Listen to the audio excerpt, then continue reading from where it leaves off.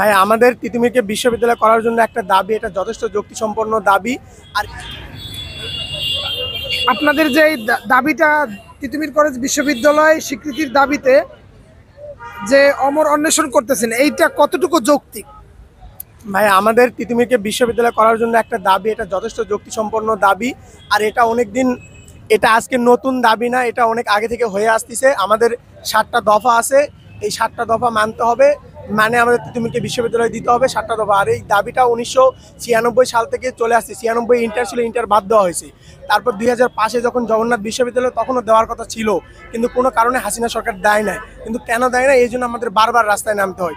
2014-তে হয়েছে, 2008-এ হয়েছে। এই জন্য আমাদের এই দাবিটা, আমি জানি যে আমাদের দাবিটা সম্পূর্ণ যুক্তিসম্পন্ন দাবি।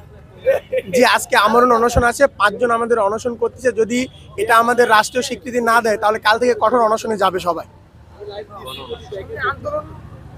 আন্দোলন আছে সামনে, বললাম তো ভাইয়া, কালকে আমাদের কঠোর অনশন আছে, যদি রাষ্ট্র আমাদের স্বীকৃতি না দেয় আজকের মধ্যে।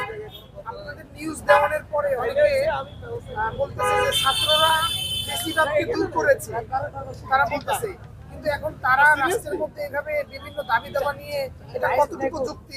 ভাই আমরা তো চাই না যে রাষ্ট্রের মধ্যে কোনো বিশৃঙ্খলা সৃষ্টি করতে। আর আমাদের দাবি তো আজকে নতুন দাবি না যে আমরা নতুন রাস্তায় নামতেছি। আমাদের দাবিটা বারবার চলেই আসতেছে, আমরা বারবারই রাস্তায় নামতেছি। আমাদের রাস্তায় নামতে হচ্ছে কেন? রাষ্ট্র আমাদের কথা মানলে তো আমাদের রাস্তায় নামতে হয় না। যদি রাষ্ট্র আমাদের সহজে কথাটা মানলে তো তাহলে রাস্তায় আমাদের নামতে হবে না। আমরা রাস্তায় নামতেছি এই কারণে যাতে রাষ্ট্র আমাদের মেনে নেয়, কিন্তু রাষ্ট্র তো সেটা করতেছে না। আমরা আজকে এখানে আসি, রাষ্ট্র মেনে নিচ্ছে না, তাহলে তো আমাদের রাস্তায় নামতে হবেই। তো আপনার তিতুমির কলেজের সাথে তো আরো 7টি কলেজ রয়েছে, আপনারা সবাই একই না আলাদা আলাদা? আমরা শুধু তিতুমিরের জন্য যাচ্ছি, আমরা চাচ্ছি তিতুমির ভার্সিটি হওয়ার জন্য। আমরা আর 6 কলেজের সাথে নাই, আমরা ঢাবির অধিভুক্ত ছিলাম, সেখান থেকে বাতিল হয়ে আসছি। আর বাদ বাকি 6 কলেজ তারা এখন কি করবে সেটা তাদের বিষয়। তারা সেন্ট্রাল চাচ্ছে, আমরা সেন্ট্রালে যাব না। আপনাদের মানে 7টা দাবি যদি একটু বলতেন।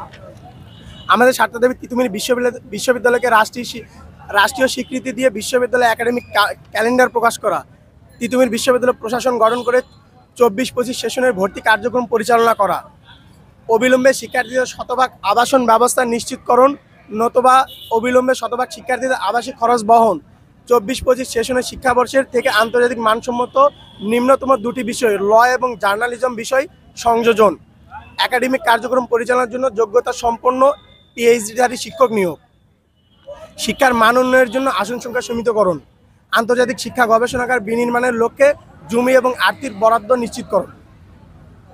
দর্শক, এই মুহূর্তে রয়েছে আমরা মহাখালী আমতলীর দিক থেকে মিছিল নিয়ে তিতুমির শিক্ষার্থীরা তিতুমির কলেজের দিকে যাচ্ছে। একটু আগে তিতুমির কলেজ থেকে গুদারাঘাট পর্যন্ত মিছিল চলে গিয়েছে, গাউসুল আজম মসজিদ পর্যন্ত চলে গিয়েছে, সেখান থেকে আবার ইউটার্ন নিয়ে মহাখালী পর্যন্ত গিয়েছে, মহাখালী আমতলী পর্যন্ত গিয়েছে, মহাখালী আমতলী থেকে এই মুহূর্তে আবার ইউটার্ন নিয়ে তিতুমিরের দিকে যাচ্ছে।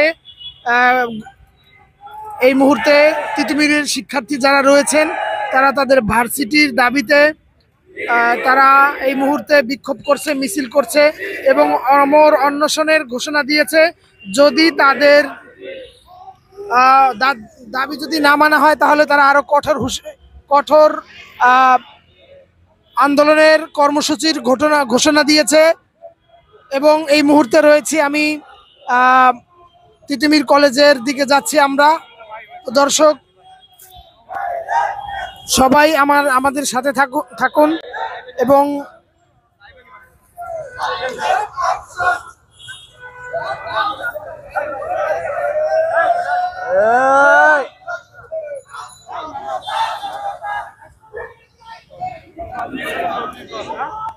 হালকা স্লো।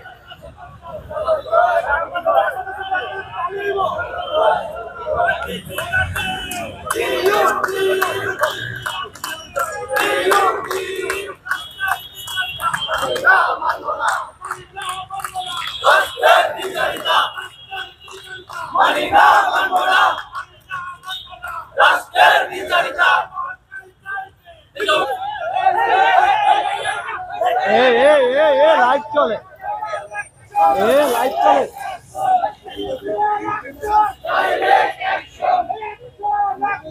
মামা টান দাও।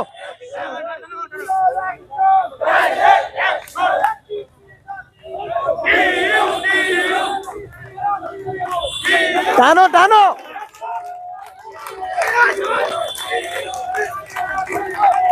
টানে না।